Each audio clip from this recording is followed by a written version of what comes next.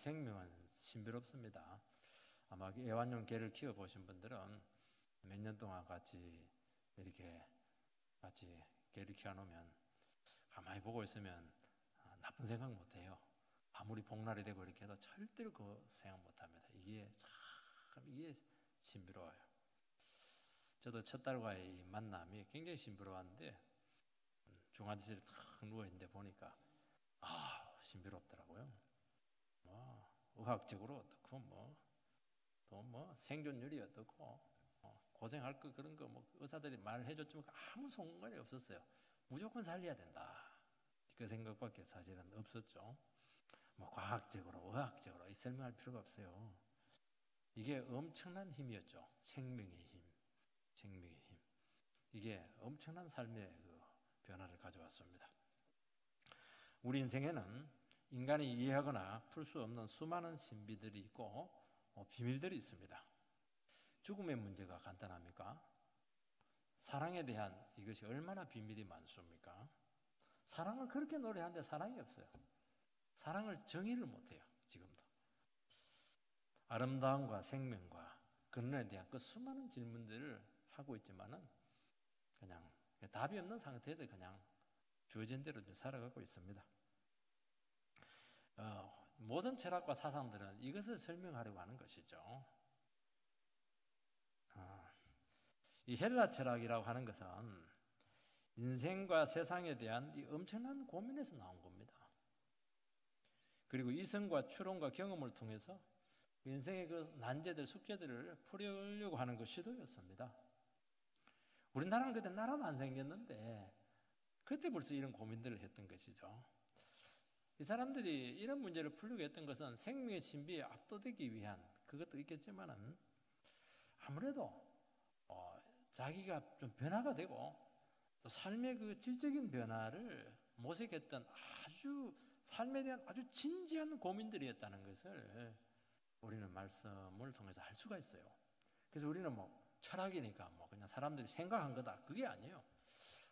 많은 삶을 개선시키고 삶의 의미를 찾고 그리고 나의 모순된 인생 가운데 세상 가운데 이걸 어떻게 고쳐서 변화시켜서 정말 이상적인 사회를 만들까? 플라톤 같은 경우는 철인 정치 이런 것들이 여기서 나오는 거예요. 이게. 본문에서 사도는 오직 십자가만 전한 이유를 설명합니다. 고린도 지역은 헬라 지역인데 정말 철학과 수사학의 본산지인데 나 아무것도 안 정하고 오직 십자가만 전하겠다. 말도 되지 않는 거, 이 십자가만 전하겠다. 그걸 지금 선포를 합니다. 유대인들에게는 십자가가 그리끼는 것이요. 헬라인들에게는 미련하다고 하는 것은 이게 말이 안 된다는 거예요. 이게 논리적으로 말이 안 되고 아구가 안 맞다는 거예요. 이성적으로 이게 말도 안 된다는 거예요. 이게 구색이 안 맞아요. 근데 바울은 그 지성이 최고조인 그 도시에서 말도 안 되는 십자가만 전하겠다는 겁니다.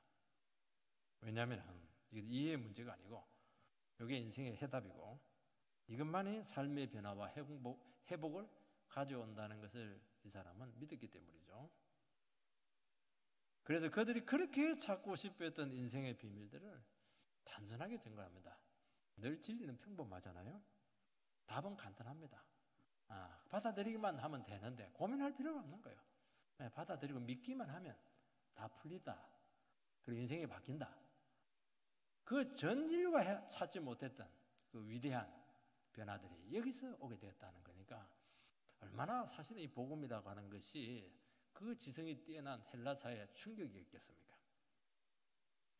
첫 번째 바울이 복음을 전한 방식이 나오는데 1절 2절 말씀을 읽어보면 형제들아 너희에게 나아가 하나님의 증거를 전할 때 말과 지혜의 아름다운 것으로 아니하였나니 내가 너희 중에서 예수 그리스도와 그가 십자가에 못 박히신 것 외에는 아무것도 알지 아니하기로 작정하였습니다. 여기 보면 이제 말과 지혜의 아름다운 것으로 아니했다. 헬라인들은 수사학이 아주 탁월해요. 그 웅변술이 아주 뛰어나고 세상 지혜에 아주 그 당시에는 최고였죠. 지금도 철학의 뿌리는 그리스 철학입니다. 그런데 그거 안 쓰겠다는 거예요. 헬라인들이 붙들고 있었던 세상 지혜는 철학입니다. 철학. 인간의 이성으로 우주가 뭐냐, 인간이 뭐냐, 인생이 뭐냐, 그 근본에 대해서 고민을 많이 했던 것이고 거기에 대한 답을 찾아가는 과정이었습니다. 그래서 정말 방대해요. 그 내용들이. 이게 아름다운 것이라고 하는 것은 탁월하다는 겁니다. 헬라인들의 그 철학이나 지혜나 논리학이나 수사학이 아주 비교할 수 없을 정도로 너무 뛰어나다는 것이죠. 그래서 우리는 이 그리스도인들을 생각할 때 다른 민족하고 달라요. 우리나라는 그때 뭐였습니까? 미신을 섬기고, 우리나라는 나라도 없었어요. 미신 섬기고 우상 섬기고 그야말로 미개인으로 살아갔는데, 이 그리스도인들은 굉장히 높은 수준의 그 지적 수준을 가지고 있었습니다. 여러분, 그리스 지역은 그 땅이 굉장히 안 좋아요. 박토죠, 박토. 그리고 막 살 땅이 없어요. 굉장히 그 살기 힘든 그런 곳이니까 땅이 안 좋으면 이제 해양으로 발전하는 겁니다. 그래서 그 당시에는 항해술이 굉장히 발달되어 있었죠. 그거는 왜 그러냐니까 농사를 지을 수가 없기 때문에 다른 지역에 가서 가지고 와야 되는 것이죠. 무역을 해야 되는 것입니다. 그러나 그들의 사상과 철학과 학문과 문학과 정치와 삶의 방식은 정말 뛰어났다는 것입니다. 미개한 다른 민족 삶과 비교할 때 그들은 벌써 인생의 근본에 대해서 고민을 했고 우주의 근원에 대한 이 고민을 대개 이제 고민은 하긴 해요. 근데 그게 학문화되지는 않습니다. 학문화되지는 않아요. 근데 이 사람들은 학문화되고 철학화되고 체계화가 이루어지게 된 것입니다. 그리고 학통이 생겼어요. 그리고 그 정도만 아닙니다. 학문의 세계만 발전한 게 아니고 정치적으로는 민주주의가 거기서 사실은 싹 틔우게 되고 국가 개념이 거기서 생깁니다. 그리고 신의 존재에 대한 아주 발전된 개념을 그들은 정립을 합니다. 여러분, 철학을 이제 필로소피 이렇게 하죠. 필로스, 소피아 이 두 개 이제 합성어입니다. 필로스가 이제 사랑한다는 것이거든요. 소피아가 지혜입니다. 철학은 뭐냐? 지혜에 대한 사랑입니다. 피타고라스가 BC 4세기에 철학을 처음으로 정의를 했습니다. 필로소피. 철학이라고 하는 것은 차가운 이성의 학문이 아니에요. 삶을 뒤바꿔 놓을 만큼 아주 열렬한 영적인 탐구였다는 겁니다. 여기서 철학이 나온 거예요. 여기서 학문이 나왔고 여기서 지혜가 나왔던 것입니다. 이 초월적인 것에 대한 어떤 탐구들, 현실에서 초월적인 것은 뜬구름 잡는 거잖아요. 그런데 이 사람들은 뜬구름 잡는 걸 연구하지 않았습니다. 세상에 불로 돼 있냐, 물로 돼 있냐. 그거는 왜 그런 질문을 했냐니까 그 질문을 가지고 나의 삶에 끌고 와서 이것이 나의 삶에 어떤 의미를 가지는가, 어떻게 인생을 개선시키고 나를 좀 더 변화시키고 정말 고귀한 삶을 살 수 있을까, 그것을 나의 현실로 끌고 오려고 하는 그 고민 속에서 이런 것들이 질문이 되었던 것입니다. 소크라테스는 내 자신을 알라. 이게 이제 철학적인 문제인데 소크라테스의 위대한 점은 뭐냐? 그 당시 전까지만 해도 사람들은 우주가 뭐냐, 그리고 세상이 뭐냐, 객관적인 상황을 가지고 설명을 하려고 했는데 소크라테스는 그 근본적인 질문을 인간 안으로 끌고 왔어요. 너는 누구냐 하는 질문을 했던 것이죠. 소크라테스는 이제 글이나 문서로 이미 개념화된 것은 이미 굳어져 있기 때문에 그것은 본질이 될 수가 없다. 그래서 대화법이라고 하는 3단 논법 있잖아요. 대화법을 통해 가지고 계속 질문을 해요. 질문을 해가지고 선의 개념이 뭐냐, 그리고 그 미의 개념이 뭐냐, 이런 것들을 개념 깨우치려고 하는 그 몸부림 속에서 네 자신을 알라, 3단 논법 이런 것들이 나왔던 것입니다. 그래서 사람의 생각을 극단적으로 몰아가서 나는 아무것도 모른다. 네 자신을 알라. 뭘 알아라는 겁니까? 너가 아무것도 모른다는 것을 알아라는 거예요. 이게. 그걸 깨우쳐주려고 했던 것이죠. 그래서 똑똑한 사람들이 있으면 전부 다 찾아가요. 가가지고 계속 질문을 해요. 결국에는 항복. 나는 아무것도 모릅니다. 그 항복을 받아냈어요. 소크라테스는 4대 성인 중에 한 사람이잖아요. 그 정도 되니까 이렇게 되는 겁니다. 세상에 얼마나 날고 기는 사람들이 많아요. 전부 다 거꾸로 때렸어요. 이 사람이 가가지고. 그런데 나는 아무것도 모른다. 그 가는 과정이 얼마나 힘들었겠어요. 그 가는 과정에 자기가 깨어지고 영혼의 충격을 받습니다. 그리고 변화가 와요. 인식의 변화가 오고 삶의 변화가 오게 되었던 것이죠. 그래서 자기 자신의 무지를 인정하는 데까지 논리를 끌고 가는 과정을 통해서 수많은 깨달음들이 오게 되었던 것입니다. 그래서 소크라테스는 삶의 지평을 넓혀주게 되었고 진리의 기쁨을 누린다는 것이 무엇인가 하는 것을 그리스 사람들에게 가르쳐 주었던 것이죠. 근데 이제 그리스 철학의 문제는 뭐냐니까 그리스 철학 그리고 소크라테스의 문제가 뭐냐니까 나는 아무것도 모른다 하는 것을 인정하는 데까지는 가요. 그런데 아무것도 모르면 뭔가 있어야 될 거 아니에요. 어떻게 살아야 되느냐? 답이 뭐냐면 답이 없는 거예요. 이게 이제 한계죠. 기껏 할 수 있는 것이 뭐냐? 자신의 무지를 깨닫고 새로운 변화를 추구해 보자. 요게 한계였습니다. 그 다음부터는 이제 그때부터 고민하는 게 또 방황하는 겁니다. 그래도 내가 아무것도 모른다. 다 지가 잘났다 하는데 아무것도 모른다. 여기까지 깨우쳐 주는 것만 해도 얼마나 위대한 겁니까? 바울은 말과 지혜의 아름다운 것으로 복음을 전하지 않겠다고 선언하고 있습니다. 바울이 뭐 논리가 부족하다든지 말 주변이 없다든지 지식이 빈약하기 때문에 절대로 그렇지가 않아요. 바울은 이 말을 한 것은 나는 답을 알고 있다는 거예요. 알고 있는데 뭐 하나 복잡하게 붙냐고요. 딱 그냥 답을 이야기하면 되지. 그래서 답을 찾기 위해서 뭐 논리 같은 거 지식 그거 쓰지 않겠다는 겁니다. 답을 아는데요. 뭐 답을 알면 간단하잖아요.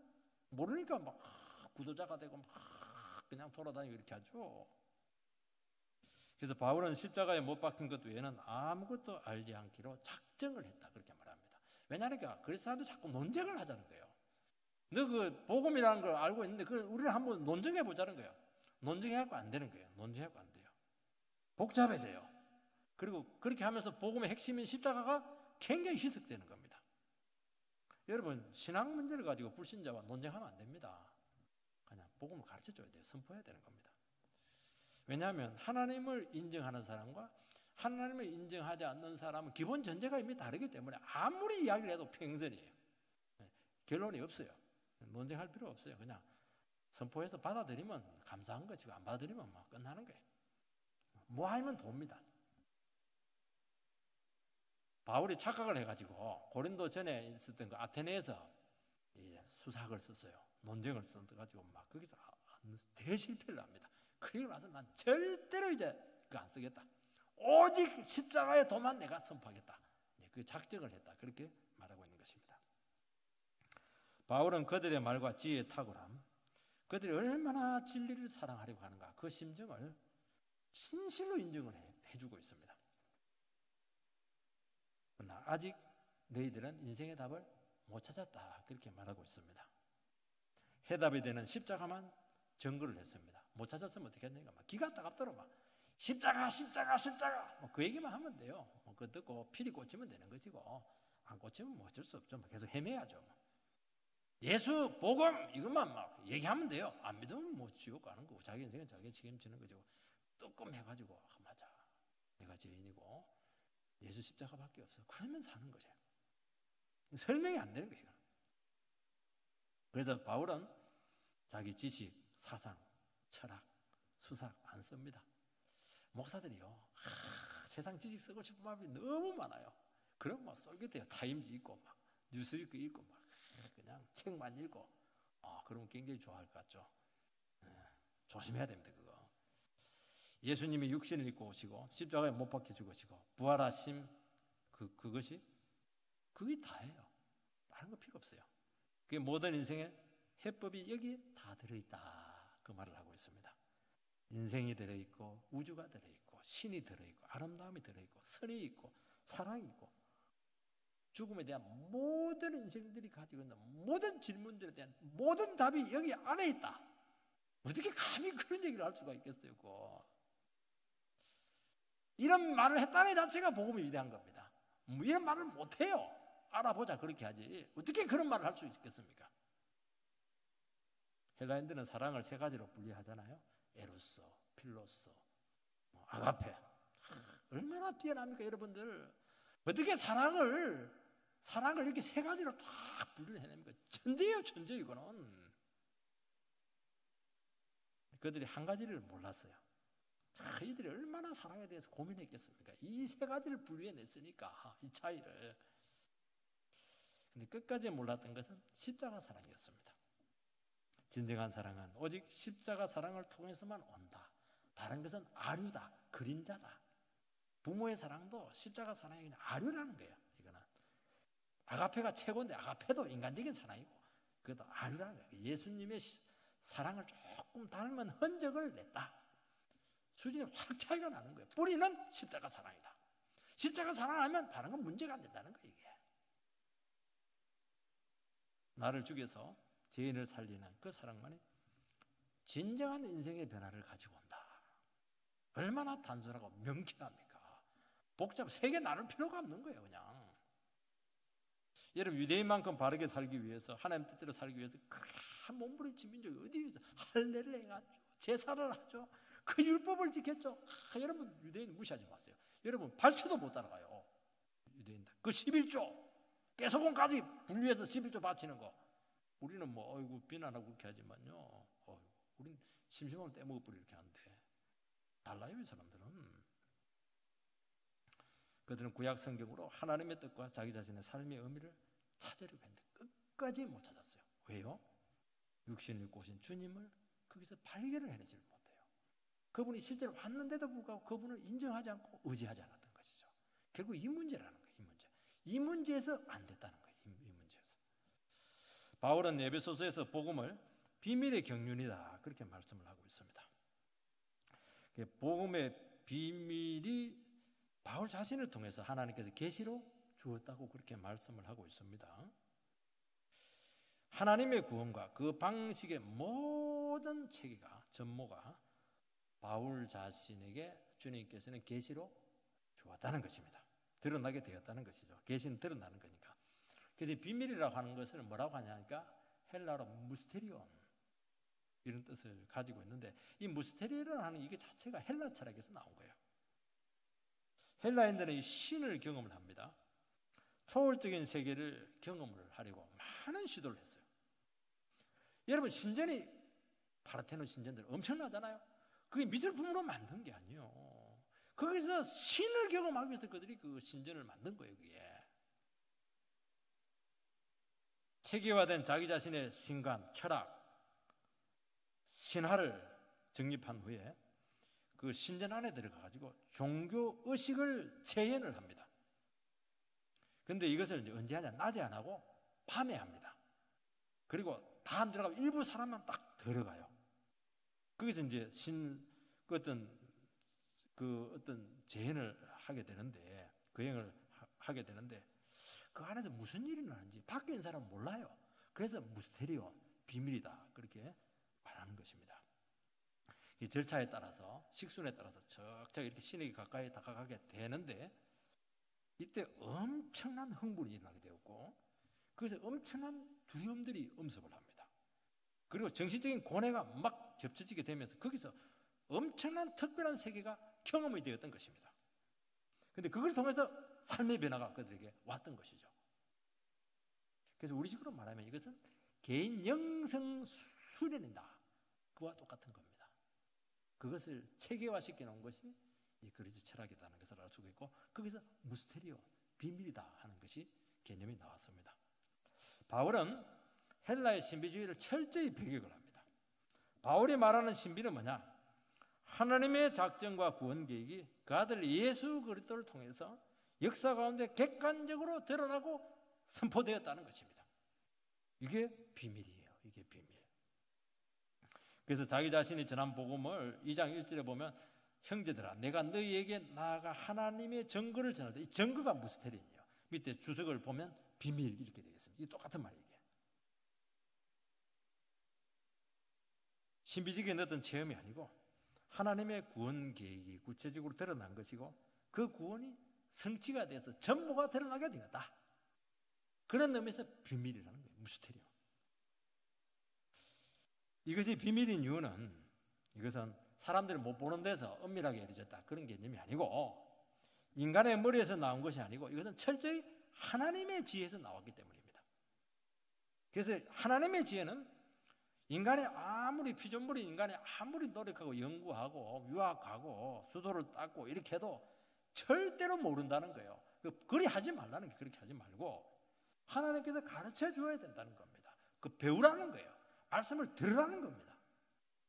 그런 의미에서 복음은 반드시 증거돼야 되고 선포돼야 될 줄 믿고, 그것도 책상 위에서 집에 앉아서 인터넷 본다고 되는 게 아니에요.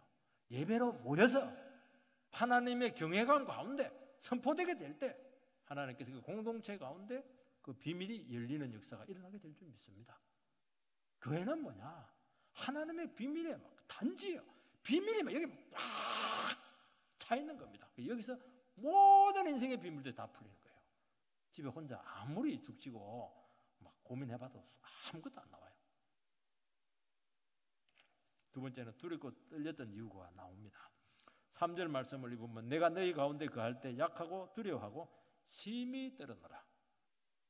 바울이 고린도에서 복음을 전할 때 심정이 고스란히 나타나고 있습니다. 고린도 사람들은 좀 엄난한 것은 있었지만 돈이 많고 이래가지고 그래도 막 너무 똑똑했어요. 너무 아는 것이 많고 어릴 때부터 웅변수를 배워가지고 수학을 배워가지고 너무 말을 잘해요. 너무 잘난 사람들 앞에 서면 어떻게 되겠습니까? 위축이 될 겁니다. 저도 이게 박사님들만 이렇게 딱 있으면 헬라어를 많이 써야 될지 몰라. 영어 엄청 써야 되는데 굉장히 더듬고 막 얼굴이 붉어지고 그리고 막 그냥 할 말이 없고 위축이 되지 않겠습니까? 왜냐하면 다 아는 사람처럼 보이기 때문에 잘못 말하면 막 따지고 들까 봐 막 그냥 스스로 막 자격지심이 생기고 이렇게 하는 겁니다. 전에 그 어느 목사님께서 초창기도에 가가지고 설교를 했는데 그 정부 관료들 대통령 앞에서 설교를 했는데 막 엄청 비난을 받았어요. 왜냐하니까 너무 아부 설교를 했다는 겁니다. 아부 설교. 저는 이해가 돼요. 그 지성인이고 많이 배웠고 권력을 가지고 있고 정말 부자들 앞에서 어떻게 쟤를 대통령 너 죽는다. 너 그런 사람은 죽인다. 이렇게 어떻게 얘기해요? 그냥 잘하고 있고 어떻게 위대한 대통령을 주셨습니까? 이러니까 아부했죠. 그러니까 저한테는 그런 자리도 주지 않겠지만 그런 자리에 오라 해도 가면 안 된다는 거예요. 안 되게 돼 있어요. 그게. 고린도에서 바울이 복음을 전하려면 정말 논리적이고 치밀하고 현란해야 될 겁니다.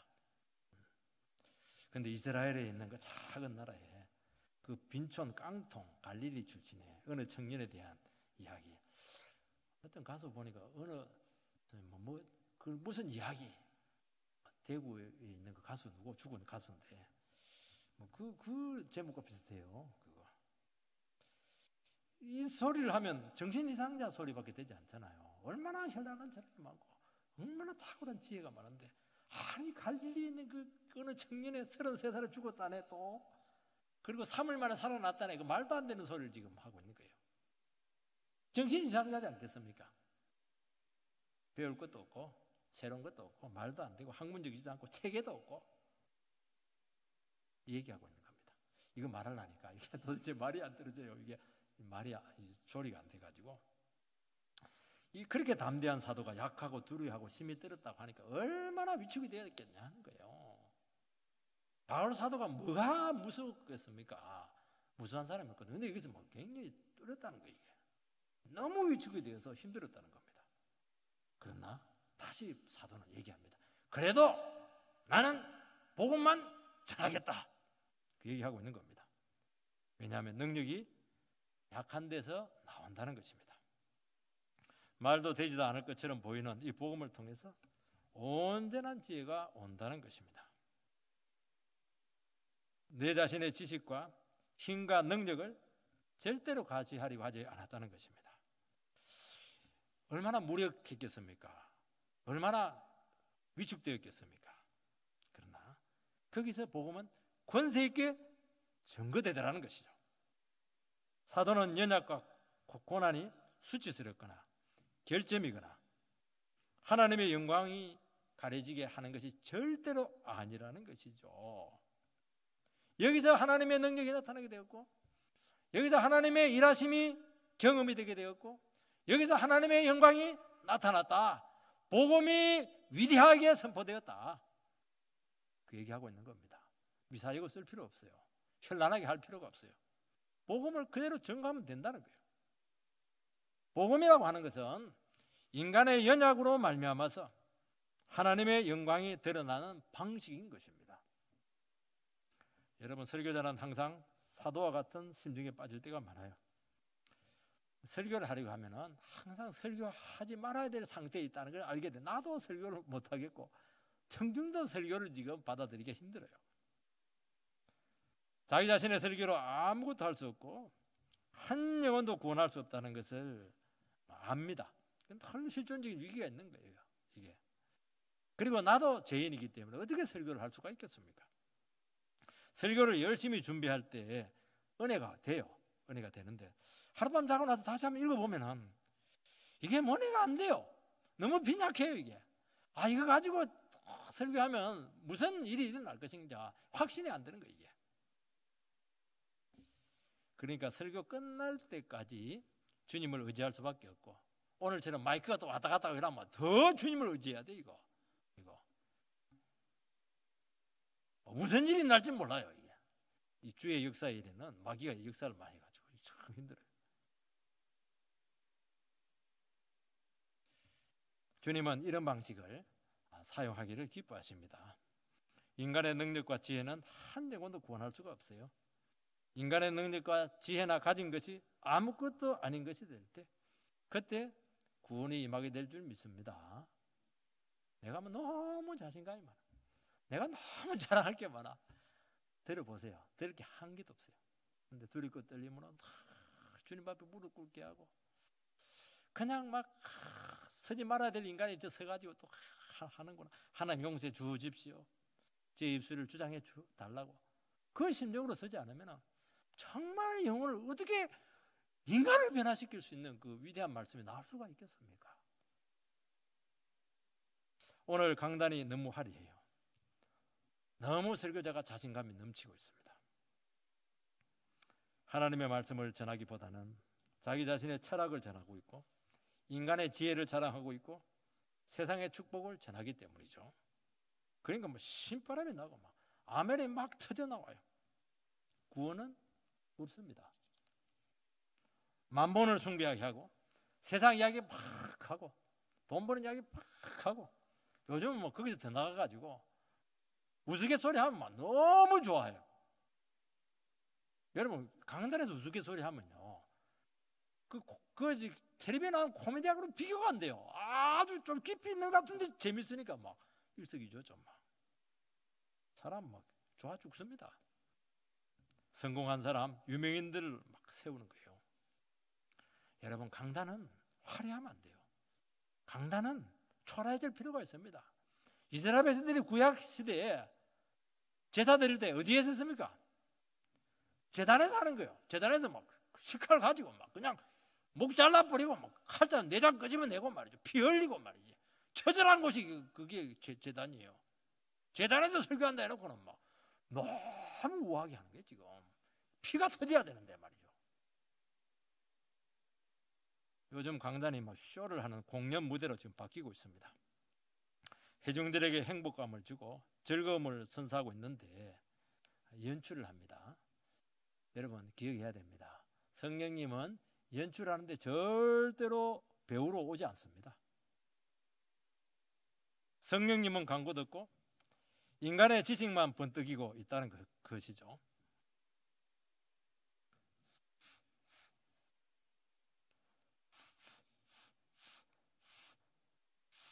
마찬가지입니다. 뒤에 이거 들리고 있습니까? 알아서 들으시기 바랍니다. 어차피 들을 끼 있는 자는 들을 줄 믿습니다. 여러분 우리는 이 복음의 권세가 회복되어야 될 줄 믿습니다. 무력감과 겸비함을 통해서 역사하시는 이 주님의 원리 가운데 서시기 바랍니다. 오늘 한 주간도 여러분들이 정말 두렵고 떨림으로 살아갈 수밖에 없었다고 한다면 하나님 앞에 감사하시기 바랍니다. 주님은 우리의 연약함을 통해서 역사를 이루게 될 줄 믿습니다. 세 번째는 성령과 능력이 나타나야 된다고 말씀하고 있습니다. 4절 말씀을 보면 내 말과 내 전도함이 설득력 있는 지혜의 말로 하지 아니하고 다만 성령의 나타나심과 능력으로 하여. 설득력 있는 지혜의 말이라고 하는 것은 인간적인 지혜나 방식으로 복음을 전하는 것입니다. 수사학이나 철학을 복음에 섞어서 전하면 이해도 잘 되고 너무 전달력이 좋아요. 이것을 생각할 때 우리는 그런 복음을 전할 때 묵상도 필요 없고 효과적인 커뮤니케이션 방법도 쓰지 말라는 것인가? 그렇지는 않아요. 그거 써야 됩니다. 바울은 논리와 논증에 대가입니다. 바울은 현란한 수사학이나 철학적인 사변을 쓰기보다는 그렇게 하다 보면은 복음의 핵심인 십자가를 놓치게 된다는 것을 우려했다는 것입니다. 이런 말재주, 또 엄청난 지식, 이것이 좋을 것 같죠? 혼을 빼놓을 경우가 참 많아요. 너무 말을 잘하시는 분들이 있습니다. 어떻게 똑같은 쌔바닥인데 저렇게 잘 돌아갈까? 나는 이게 우둔해가지고 말도 더듬기도 이렇게 하니까 힘들 때도 많아요. 옛날에 우리나라 최고로 부흥을 했던 그 목사님은 말이 얼마나 대단한데 따따따따 따따따따따 막 우리 식으로 말하면 막 이게 체면이 들어가요. 타타타 석가타도 타타 끊어서 얘기하니까. 그러니까 우리나라에는 모든 목사님들이 그걸 흉내를 내가지고 타타타타 이런 식으로 막 설교하고 이렇게 했는데 그런 거 따라할 필요도 없고 지 목소리 가지고 지 목소리가 안 되게 하면 돼요. 그렇게 하면 인간의 재주가 드러나고 인간의 지혜가 드러나게 되기 때문에 사람은 기억나고 주님은 간고도 없습니다. 그게 실패라는 거예요. 복음을 철학적인 사변이나 논리나 세상의 사상이나 접목하면 반드시 십자가가 약화됩니다. 여러분 십자가의 특징은 뭐냐? 십자가의 생명은 처절하면 처절해야 돼요. 그리고 긴박해야 됩니다. 세상 지혜와 인간 자랑에 대해서 사정없이 도전을 해야 돼요. 이게 십자가 설교거든요. 근데 이게 사라지는 거예요. 이게 너무 말을 이쁘게 하니까. 거기서 무슨 회개가 일어나게 되고 거기서 무슨 변화가 일어나게 되고 거기서 무슨 부흥이 일어나게 되고 기름 부음이 나타나게 되겠습니까? 그거 포기하면 안 된다는 거예요. 여기서 회개는 헬라어로 말하면 메타노이아, 마음을 바꾸다 이런 의미인데 여러분 헬라어에서 메타노이아, 마음을 바꾸다 이런 단어가 생겼다는 자체가 엄청난 거예요. 이것은 성경 안에 있는 것인데 헬라 사람들이 메타노이아 하라고 하는 이 단어를 만들어낸 겁니다. 지금까지 어떤 인간의 사상과 철학 중에서도 삶을 바꾼다는 개념 자체가 없었죠. 반성하고 돌아보고 개설하고 뉘우치고 눈물 흘리고 그 정도였습니다. 헬라인들은 철학을 탐구하는 과정에 뭔가를 깨닫게 되었고 마음이 바뀌는 것을 경험을 했다는 것입니다.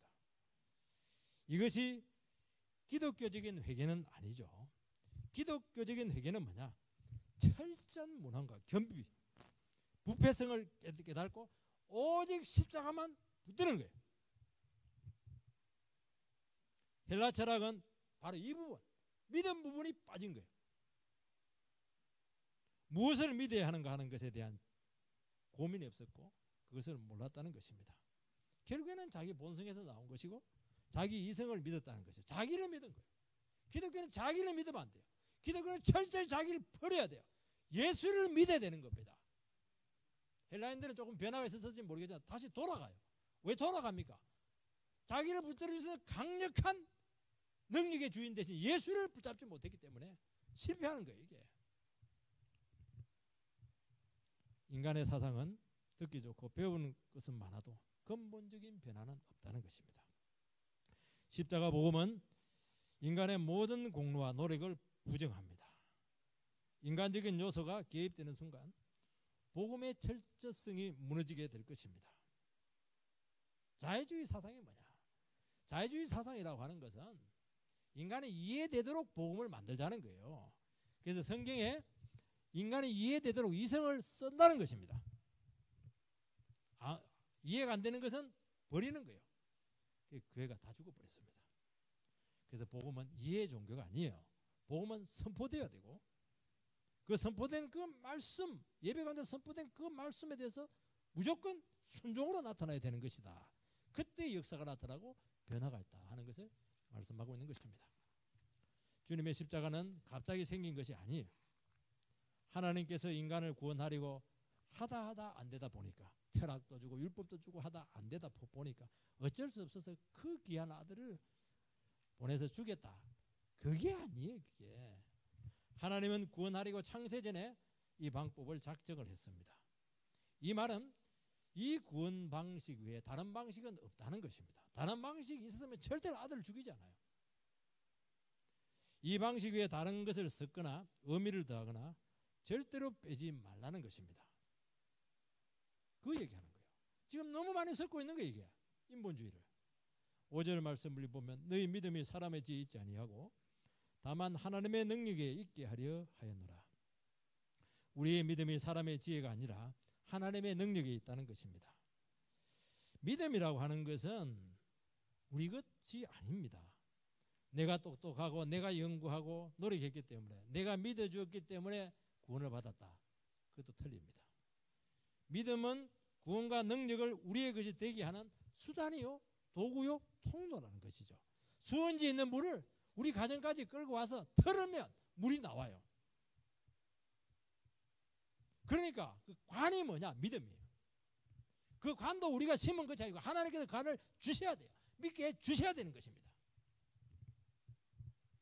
하나님께서 믿게 해 주었기 때문에 믿는 것이지 인간 스스로 절대로 하나님의 구원 방식을 믿을 수가 없습니다. 그럼 어떻게 해야 됩니까? 저에게 믿음을 주십시오.